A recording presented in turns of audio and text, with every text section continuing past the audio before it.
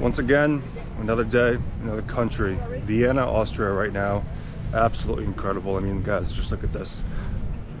And again, guys, we're going to keep everything raw and real. So this video is just going to be me talking about working for free and pricing, especially when you're starting out. This is going to be a lot more applicable to those who are just beginning.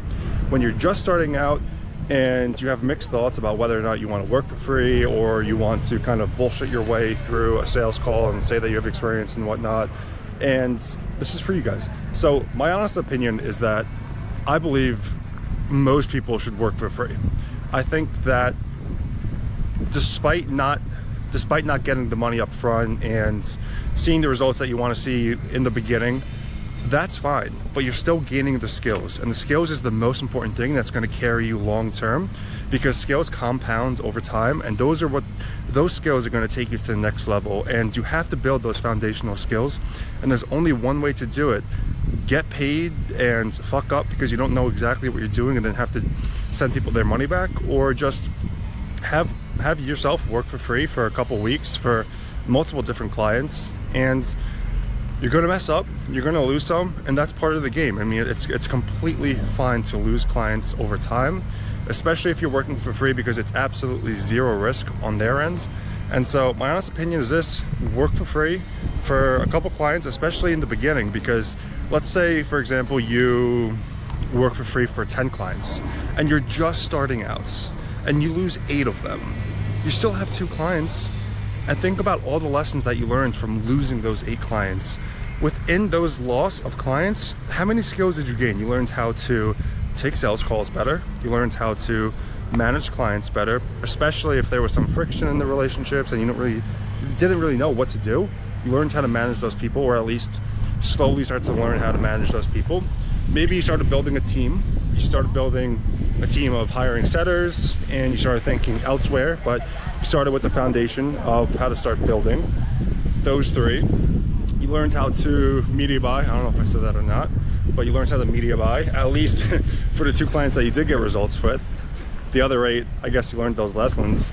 But anybody can launch a campaign. Anybody can launch a campaign, but actually learning how to manage the campaign once you start to see ad fatigue and finding those winning creatives over time, that's a skill in and of itself that's going to take time to develop.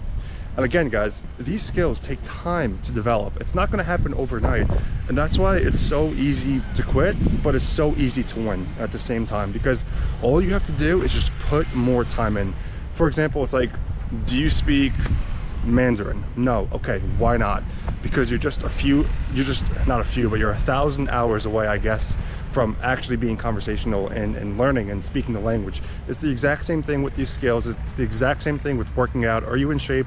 No. Okay, why not? Because you haven't put the time in. 20 minutes a day, like, yes, it's cool, but it's not going to take you to the next level, right? And so, like this, like anything in life, time in is going to yield results long term. And back to the point, work for free. I don't care what anyone says. Oh, you could have conviction in your voice during sales calls and basically be a pathological liar on sales calls and do all this stuff and say that you have experience. But when push comes to shove, you're fucked, honestly. And especially if you're new to this game, especially if you don't have any life experiences, because a lot of people in this industry, I'm not saying it's a bad thing, but they're young guys and they don't really have much life experience, and that's fine, right? I'm not saying it's a bad thing, but what I am saying is this: if you're young and you fake it and you get clients, and when push comes to shove, you're most likely screwed because you don't have the skills at hand to actually manage those clients, run the media buying, and do everything yourself. So work for free, mess up, learn those lessons the hard way, and then when time comes where the market says, okay, I'm worth this much, then start charging this much. But when the market says, no, absolutely not, we're not going to pay you, your service isn't yielding results for us, why on God's earth would you start charging when your service or product isn't delivering? And that's logical for any business. Any business. If the service or product isn't yielding results, it's not going to speak for itself. But if it is, then that's where referrals come in. That's where people actually start to know about you and your name and who you are as a person, because you won't have to do any talking. when your product is so good. Elon Musk was talking about how the best company on earth doesn't even need a logo. And yes, to that extreme, it's so true. If your product or service is absolutely amazing, people are just gonna know. They're just gonna know. And that's the point. And so work for free, that's the biggest thing. The second thing, pricing.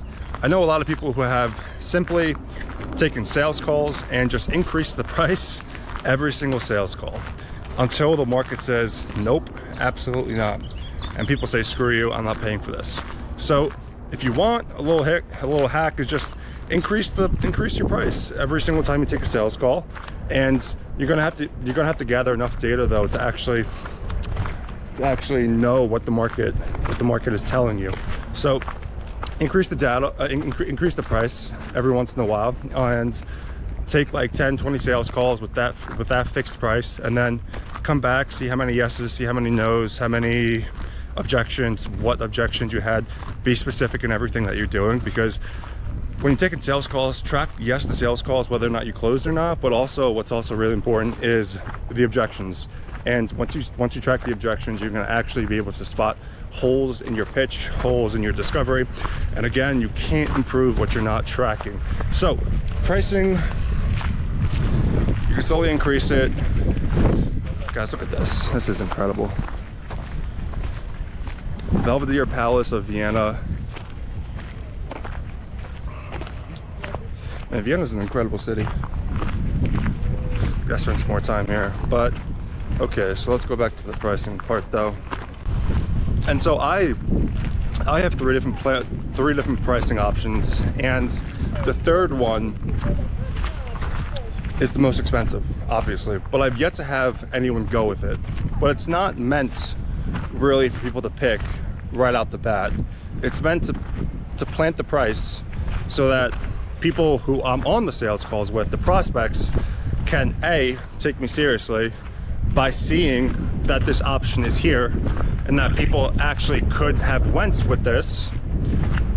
And that's one of the most important things, because people need to take you seriously. Hence exactly why when you're setting calls yourself, you increase authority and you make people respect you by basically kind of throwing at them what it is that you do, who you've worked with, and the results that you're getting. But that's kind of how you make prospects kind of respect you a little bit more on the sales calls. So 3 options.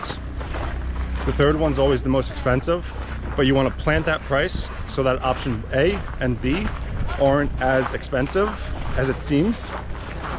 And most people in your experience and most are going to go with option 1 and 2, and you could charge $1,000 a month, you could charge $1,500 a month, you could charge $2,000 a month, but typically plan 2 and 3 are always paid in fulls and they're discounted.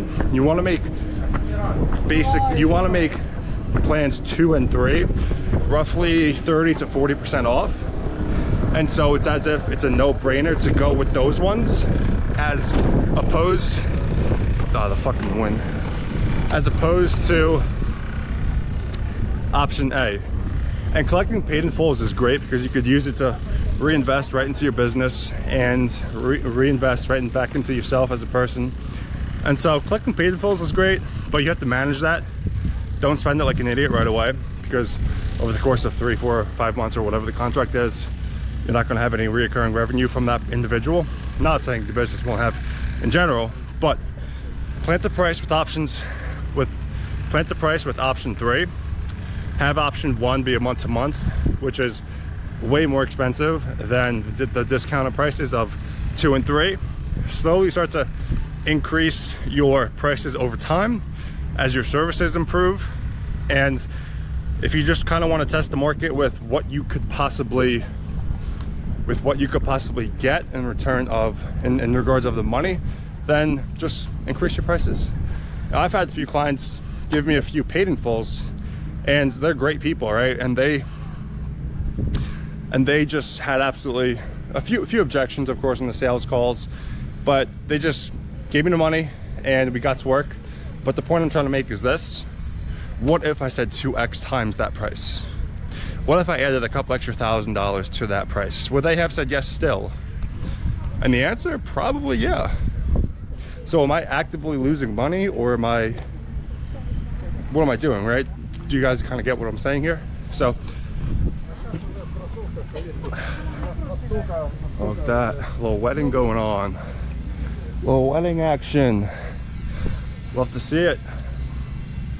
But that's pretty much that, guys, when it comes to working for free. Yes, work for free, I don't care. And then 2, pricing. The pricing is extremely important, and it can make prospects either respect you or not respect you.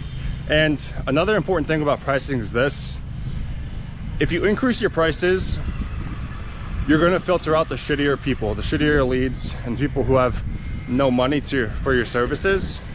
And that's a big thing, especially in this space, because whether you're in roofing, real estate, home interior remodeling, most people that you encounter typically will have either some money for it, not that much money for it, might have to finance it. But the more you increase your prices, the more you're going to filter out those shitty leads. And it's not like you're not going to get any sales and it's going to be harder to find those people. It's actually just as easy, if not easier, to find those high ticket customers for our agencies. And don't be afraid to raise your prices. Like, that's another thing. You could see it as, oh, I'm not worth this much, or I believe so much in exactly what it is that I'm doing. Because if your services are getting a return on your clients' investments, why not?